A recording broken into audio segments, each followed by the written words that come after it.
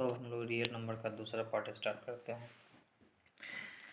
पहले पार्ट में हम लोगों ने जाना था कि यूक्लिड्स का division lemma, Euclid's division lemma क्या था, यूक्लिड्स डिवीज़न एल्गोरिथम।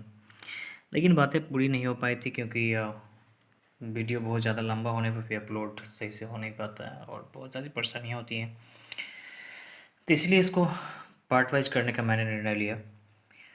लेकिन जहाँ से फर्स्ट पार्ट में आपको छोड़ के गया था, मैं वहीं से फिर सेकेंड पार्ट में स्टार्ट करूँगा। तो फर्स्ट पार्ट में मैंने आपको बताया था कि ये क्या था, यूक्लिड्स के डिवीज़न लेमा को हमने क्या लिखा था, b is equal to a³ + r। और यूक्लिड्स के डिवीज़न एल्गोरिथम के बारे में मैंने क्या बताया था कि यह स्टेप्स होते हैं और माने जो स्टेप्स का यूज किया जाता है या ऐसे कहें कि जो प्रोसीड्यूर है उनका यूज किया जाता है एलसीएम निकालने में, तो वही एल्गोरिथम होता है। एक्चुअली अब ये जो यूक्लिड्स का डिवीज़न लेमा है, यूक्लिड्स के डिवीज़न लेमा का मेन जो यूज है वो क्या है कि भाई एचसीएफ को फाइंड करने में उसका यूज होता है। लेकिन सिर्फ यूक्लिड्स के डिवीज़न लेमा का यूज करके एक स्टेप में तो नहीं निकल सकता है, या ऐसा कहें कि सीधा यूज करके एक ही टर्म्स में नहीं, कभी कभी एक टर्म्स में भी आ सकते, कभी दो में भी, कभी तीन में भी, और कभी ज़्यादा टर्म्स की भी ज़रूरत पड़ती है, ज़्यादा स्टेप्स की भी ज़रूरत पड़ती है। वो जो स्टेप्स है, वो जो पूरा प्रोसीड्यूर है, उसी को क्या बोलते हैं, यूक्लिड्स का डिवीज़न एल्गोरिथम बोलते हैं। ठीक है, तो यहीं से हम लोग वीडियो स्टार्ट करते हैं। तो लास्ट वीडियो में हमने जाना था कि a is equal to b³ + r। थोड़ा सा यहाँ से हम चलेंगे क्योंकि इसमें थोड़ा सा कंसेप्ट का अगर रिपीट कर ले तो ज़्यादा बढ़िया रहेगा। हमने क्या जाना था कि भाई अगर a इज़ इक्वल टू, हमने क्या जाना था, b³+r। यहाँ थोड़ा सा एक चीज़ आप जान लें, a is equal to b³ + r कैसे आया था, जब हमने क्या किया था भाई, a को हमने b से डिवाइड किया था, q हमारा क्वेश्चन आया था और r हमारा रिमाइंडर आया था, तो हमने लिख दिया था a is equal to b³+r। बाकी आपकी समझ में है कि ये क्या था कि dividend is equal to divisor into quotient plus remainder. और मैंने बताया था उसमें कि यहाँ पे कंडीशन और क्या हम लिखते थे कि हुए r is greater than equal to 0 and less than b, ये बातें लिखी थी। लेकिन और मैंने ये भी कही थी पिछले वीडियो में मैंने ये बातें बताई थी आपको कि भाई r का वैल्यू हम 0 से बढ़ा लेंगे, जिसे डिवाइड कर रहा है उसे यानी कि डिविजर से छोटा लेंगे। लेकिन मान ले, सोच ले कि अगर हम कोई आदमी अगर यहाँ पे r का वैल्यू माइनस में ले लिया, अगर ऐसा सोचे कि r का वैल्यू अगर निगेटिव आ जाए, r का वैल्यू माइनस आ जाए, तो क्या बात है। और ये हम क्यों नहीं लेते हैं, यही क्यों लेते हैं। एक्चुअली क्या है कि ये जो हम लोग बात करें क्लिड्स डिवीजन, ये एक्चुअली पॉजिटिव इंटीजर के बीच के बारे में बात हो रही है, पॉजिटिव इंटीजर्स के बीच की बातें हैं। और दूसरा बात क्या है कि ये r का वैल्यू का चक्कर क्या है पॉजिटिव और निगेटिव का। मान लो कि आपने 2 से 4 में डिवाइड कर दिया, ठीक है भाई। आपने जब 2 से 4 में डिवाइड किया तो ये 2 से कितना हो गया, 4 हो गया, ये कट गया। 2 से आपने क्या किया, फिर 9 में डिवाइड कर दिया मान लो, चलो ठीक है, 2 4 से 8 आ गया। अब यहाँ क्या आ गया आपका, 1 आ गया। यहाँ जो आ रहा है आपका क्या है, 0 से बड़ा है, यानी कि पॉजिटिव है। लेकिन यहीं पे मान लें कि अगर इसे हम इसको डिवाइड करें 2 से 9 को, और मान लें कि हम 2 4 जा न लगा के हम 2 5 जा बोले, हम 2 4 जा नहीं कह के हम 2 5 जा बोले 10, इस कंडीशन में क्या है, -1। अब यहाँ जो रिमाइंडर आया यह क्या हो गया, 0 से छोटा हो गया। मतलब कि यहाँ जो r आया वो क्या हो गया, निगेटिव हो गया। ये जो r है वो क्या है, निगेटिव आ गया, ठीक है। तो चूँकि डिवीज़न में जनरली क्या होता है कि हम जो डिवीज़र होता है हमारा, वो क्या होता है, डिवीज़र हमारा इस टाइप का, इधर इस साइड का जो टर्म होता है ये वाला, ये हमारा क्या होता है, डिवीज़र हो जाता है, ये डिविडेंड होता है, ये क्वोशिएंट होता है और ये रिमाइंडर होता है। लास्ट वीडियो में मैंने बताया था, अगर स्टिल आपके पास कन्फ्यूजन है तो आप क्लियर कर लें। ये आपका डिवीज़र हो गया, ये डिविडेंड हो गया, ये क्वोशिएंट हो गया और ये रिमाइंडर हो गया। एक्चुअली दोनों कंडीशन में हम क्या देख रहे हैं कि हमारा जो डिवीज़र है, ये हमारा डिवीज़र क्या है इस सेंस में कि डिवीज़र से हमारा रिमाइंडर क्या होना चाहिए, छोटा होना चाहिए, लेकिन यह क्या होना चाहिए, पॉजिटिव होना चाहिए। और यहाँ पे डिवाइड करने के बाद अगर हम 2 से डिवाइड कर रहे हैं और 5 2 से लगाते थे, ये तो पॉसिबल है नहीं, ये संभव चीज़ें हैं नहीं, जिन्हें डिवीज़न में ऐसी बातें होती नहीं है। तो इस कंडीशन में क्या होता है कि ये -1 आ जाता है, इसलिए इसको क्या कर दिया जाता है, लीव कर दिया जाता है, छोड़ दिया जाता है। तो इसीलिए यहाँ पे क्या बात की जाती है कि भाई ए और बी क्या है कि पॉजिटिव इंटीजर है। और एक चीज़ का और ख्याल रखना पड़ता है कि ये जो आप ए और बी जो दो इंटीजर हैं, ये दोनों जो पॉजिटिव इंटीजर हैं, इसमें एक क्या है बड़ा है और दूसरा क्या है छोटा है। कौन बड़ा है आप समझो। अगर मान लो आप चाहो कि या 2 से 4 को 6 को डिवाइड करना है तो आप कर सकते हो, बट 6 से अगर 2 को डिवाइड करोगे तो ये थोड़ी सी परेशानी वाली बात है, ये नहीं हो पाएगा। कहने का मतलब क्या है, इसको डिवाइड करने में ये क्या हो जाएगा, पॉइंट में आ जाएगा। ये कंप्लीट नंबर में नहीं आएगा, ये जब भी आएगा फ्रैक्शन में आएगा या पॉइंट में आएगा। तो यूक्लिड्स के डिवीजन लेमा में ये चीज़ आपको ध्यान देना पड़ता है, ये बताना पड़ता है कि हमने यहाँ जो ए और बी दो इंटीजर्स लिया वो इस प्रकार से लिया कि इंटीजर्स ए क्या है बड़ा है और बी क्या है छोटा है, यानी कि जिससे डिवाइड कर रहे हैं वो छोटा है और जिसको डिवाइड कर रहे हैं वो क्या है बड़ा है। जब यह बड़ा होगा और यह छोटा होगा तो रिमाइंडर ऑब्वियसली यहाँ पे क्या होगा, या तो जीरो आएगा या जीरो से बड़ा आएगा। तो यूक्लिड्स के डिवीजन लेमा में हम ये चीज़ लिखते हैं, क्या लिखते हैं कि if a and b are two integers such that a is greater than b, a b से क्या है बड़ा है, such that a is greater than b, then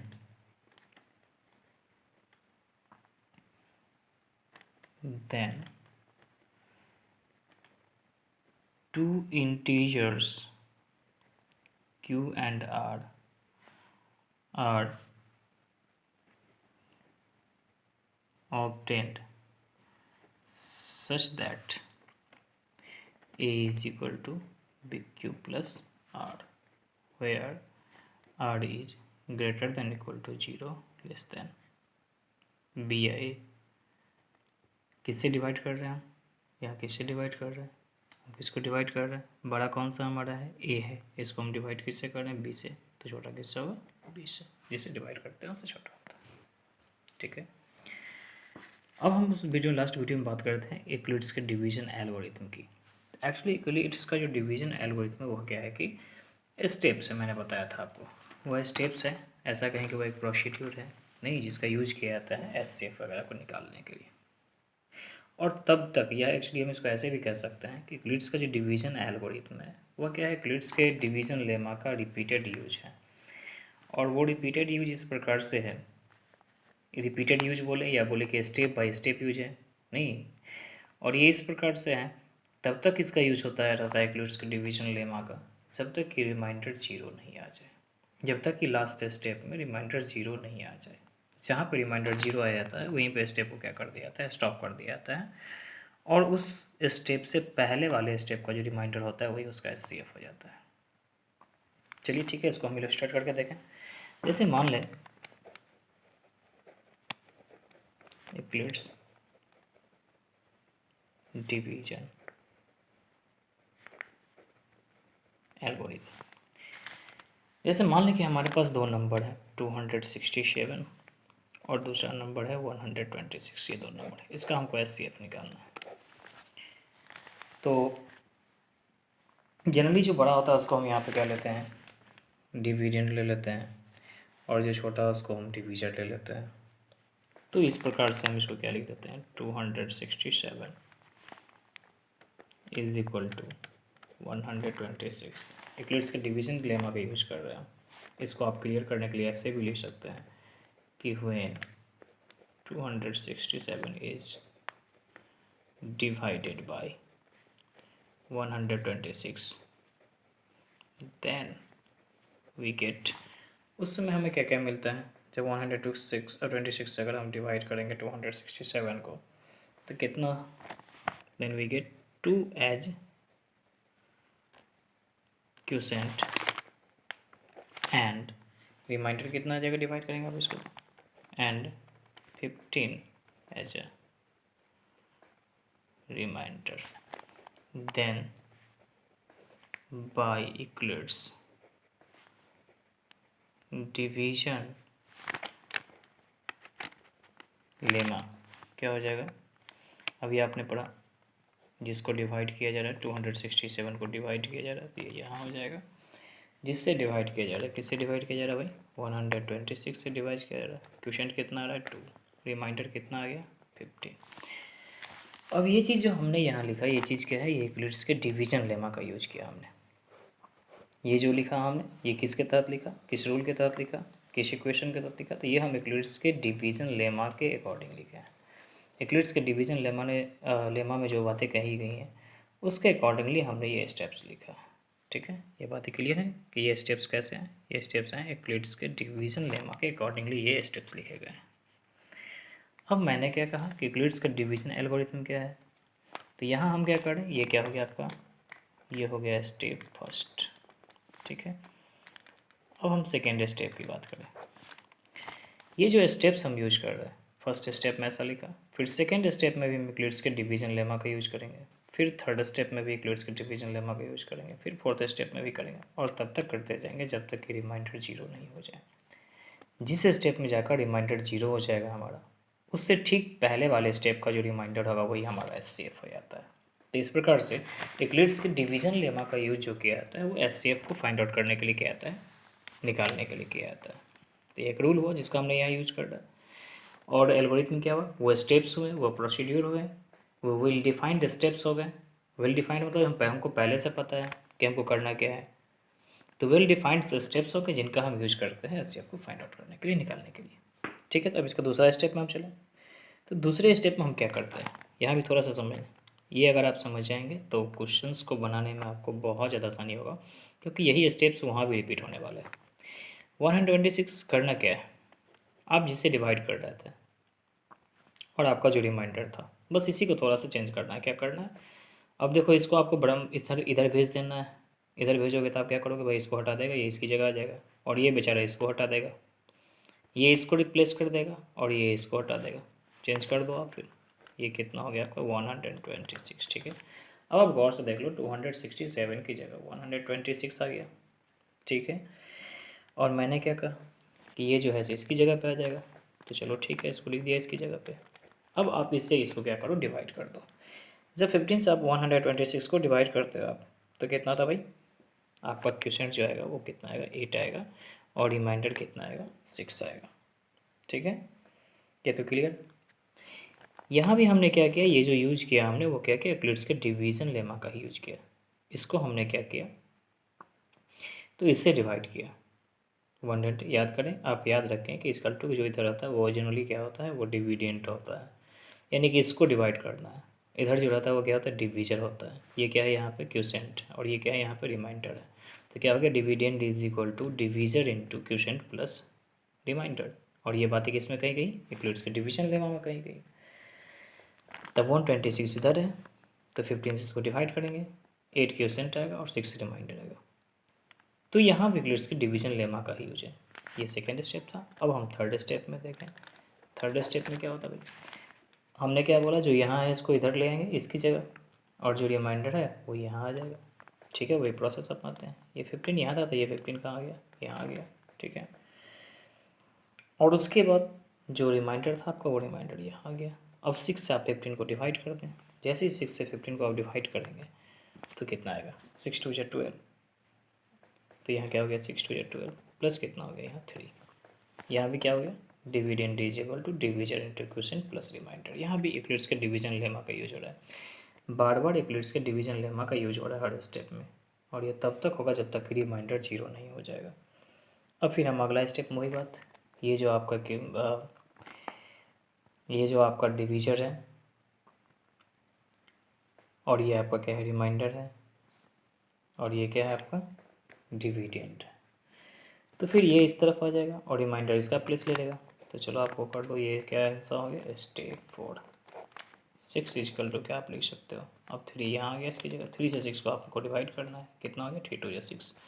reminder क्या आ गया, 0। अब आप यहाँ गौर से देखिए, रिमाइंडर क्या आ गया, 0।